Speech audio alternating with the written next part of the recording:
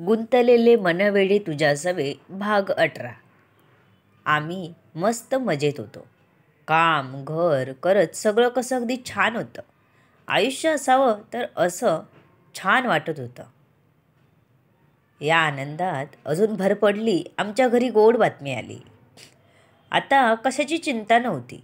स्वतःचं घर होतं, हप्ते जात होते, नोकरी होती, वेदीसारखी सुंदर बायको होती. आता फक्त कष्ट करायचे आणि आनंदाने खायचं. त्यात गोड बातमीने तर आमच्यासारखी सुखी आम्हीच असं वाटलं. आकाश ठेंगणं वाटू लागलं. वेदीला मी नोकरी सोडायला सांगितली. तिने पण जास्त आडेवेडे न घेता स्वतःची काळजी घेण्यासाठी 3 महिन्याने नोकरी सोडली. तिच्यासोबत असताना तिच्या गर्भात वाढणारं आमचं दोघांचं बाळ ही भावनाच मनाला सुखावणारी होती. तिचं वाढतं पोट याचं प्रतीक होतं. 4थ्या महिन्याच्या सोनोग्राफीमध्ये कळलं डबल धमाका, ट्विन्स होते. आम्ही खूपच काळजी घेतली. वेदी खुश होती. आईला तर खूप आनंद झाला. ती फोनवरच रडली होती आनंदाने. बाबाही खुश होते आमची गोड बातमी ऐकून. 6 महिन्यांपर्यंत तिने सर्व केलं. आमचा नोकरी सोडण्याचा निर्णय तिच्यासाठी फायदेशीर ठरला. पण ती गप्प बसत नव्हती. घरातली सर्व कामे करत होती. उठबस होणारी कामं करत होती. आधीच फुगे गाल, आता तर गोल वटवल दिसत होती. 7वा महिना लागला आणि तिला खाली उठायला बसायला प्रॉब्लेम व्हायला लागला. ट्विन्स असल्यामुळे जास्त रिस्क घेऊन काही चालणार नव्हतं. वेदी नाजूक नव्हती, त्यामुळे चिंता नव्हती. दोन्ही बाळ व्यवस्थित होते. तरीही मी 7वा महिना संपत आला तसं गावावरून आईला बोलावून घेतलं. वेदी नको नको म्हणत होती. कशाला उगाच त्यांना आणि बाबांना त्रास. पण मी ऐकलं नाही. कारण मी घरात नसताना वेदी एकटीच होती. एकतर तिला चालतानाही जमिनीवरचं दिसायचं नाही. उगाच काही गडबड नको. कोणी सोबत जरी असलं तरी बरं. आई आली लगेच. बाबांनी समजून घेतलं. आमच्या घरी 2 महिन्यांनी 2 बाळांचं आगमन झालं. डिलिव्हरी नॉर्मल झाली. तरी वेदीला खूप त्रास झाला होता आणि आरामाची गरज होती.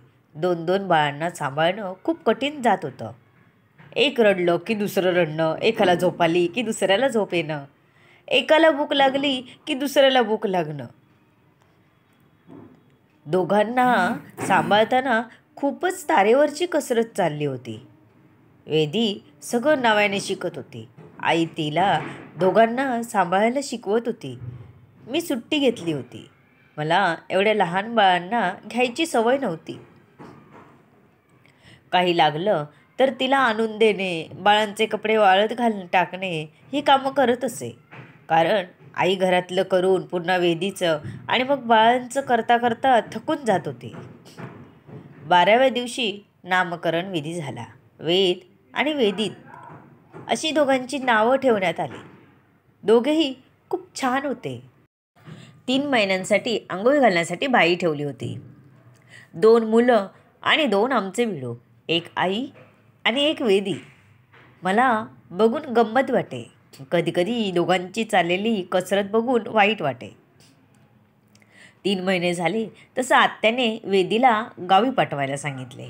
मीही सर्व विचार करून वेदीला लवकरच गावी जायची व्यवस्था केली.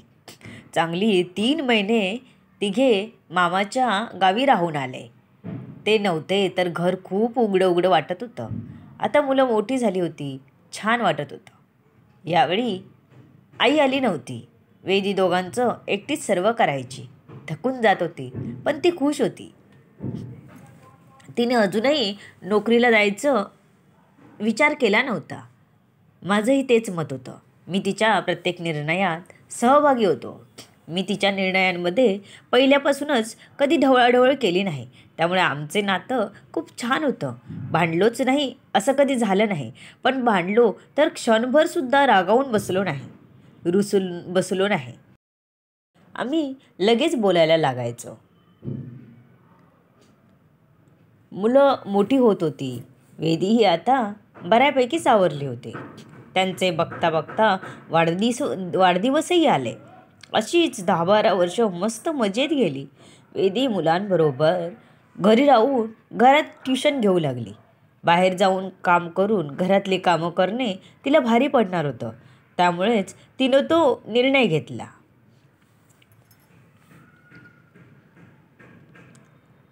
एक दिवशी वेदीला ट्युशन घेतानाच चक्कर आले. आजूबाजूचे डॉक्टरकडे घेऊन गेले. त्यानंतर तिचं डोकं खूप दुखू लागलं. तिला उलट्या व्हायला लागल्या. मला कळविण्यात आलं. मी लगेच हॉस्पिटलला पोहोचलो. डॉक्टर म्हणाले यांना ॲडमिट करून घ्यावं लागेल. माझ्या पायाखालची जमीनच सरकली. अजूनपर्यंत वेदी माझ्यासमोर हसताना, काम करताना, मुलांशी खेळताना पाहिलं होतं. पण कधी तिला ॲडमिट करण्याची वेळ आली नव्हती. बाकी बाबतीत मी बहादूर असलो तरी वेदीच्या बाबतीत मी खूप हळवा होतो. तिला असं बेडवर सलाईन लावलेलं बघून मला खूप वाईट वाटत होतं. हृदय पिवटून टाकतंय कोणीतरी इतक्या वेदना होत होत्या. एखाद्या आपल्या माणसाला असं हॉस्पिटलमध्ये बेडवर आडवं निपचिप पडलेलं बघून इतका त्रास होईल मलाही माहीत नव्हतं. माझं हृदय खूप धडधडायला लागलं होतं. सर्व विसरून मी फक्त वेदीचा विचार करत होतो. देवा, माझ्या वेदीला काही नको होऊ दे, हे मनोमन प्रार्थना करत होतो. तिला उलट्या होताना खूप त्रास होत होता. तिची अवस्था बघून काय करावं कळत नव्हतं. सकाळी हसत सगळे करणारी वेदी आज अचानक हॉस्पिटलमध्ये होती. तिचा कोमेजून गेलेला चेहरा आणि खोल गेलेले डोळे मला धडकी भरवत होते. मला वाटत होतं तिची अवस्था बघून मलाच काहीतरी होईल की काय. मी आई आणि बाबांना मुंबईला बोलावून घेतलं. हे सगळं काय सुरू झालं अचानक. डोकं बधीर झालं होतं. बाबा रिटायर्ड झाले होते, त्यामुळे दोघंही त्याच दिवशी ट्रेनमध्ये बसले. या 10-12 वर्षात बरेचसे फरक झाले होते. रेल्वे आली होती कोकणात, त्याचा फायदा झाला. दुसऱ्या दिवशी सकाळी आई बाबा घरी आले. मी वेदीकडे शेजारच्या एका ताईंना ठेवलं होतं रात्रीसाठी आणि मी मुलांकडे घरी आलो. मुलं ही बिचारी घाबरली होती. त्यांना आपल्या आईला काय झालं कळत नव्हतं.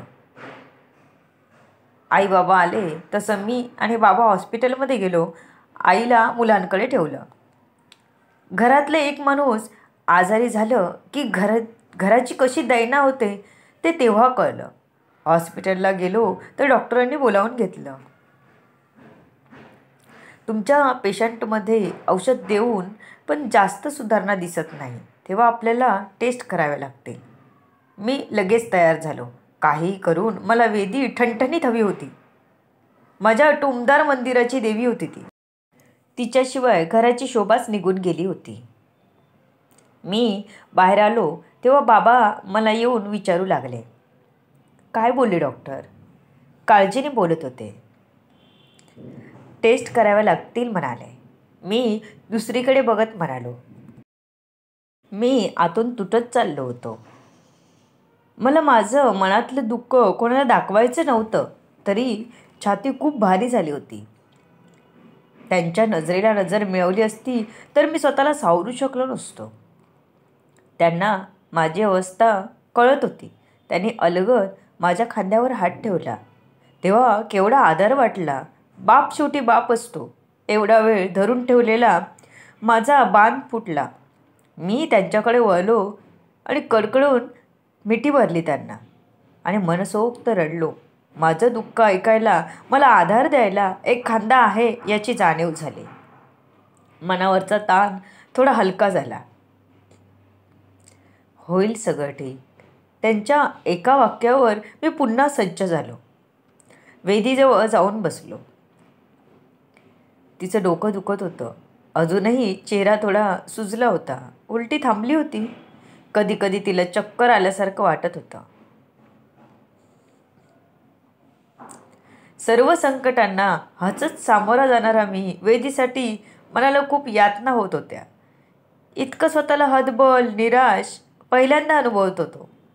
वेदी लवकर बरी का नाही होत असं वाटत होतं. इतक्यात नर्स आली. तिने माझ्याकडे काय काय टेस्ट करायच्या तो पेपर माझ्याकडे दिला. ब्लड टेस्ट इथेच करू शकता. बाकी टेस्ट जवळच लॅब आहे, तिथे जाऊ शकता. आम्ही एकत्रच सर्व टेस्ट करू असं तिला सांगत रिक्षाने आम्ही लॅबला पोचलो. कारण वेदीला चालण्याचं त्राण राहिलं नव्हतं. काय झालं असेल वेदीला? काय एवढी आजारी झाली असेल, तेही अचानक? हा भाग इथेच संपला. भेटूया पुढच्या भागात. तुम्ही कमेंट करून सांगत राहा कसा वाटला भाग. धन्यवाद.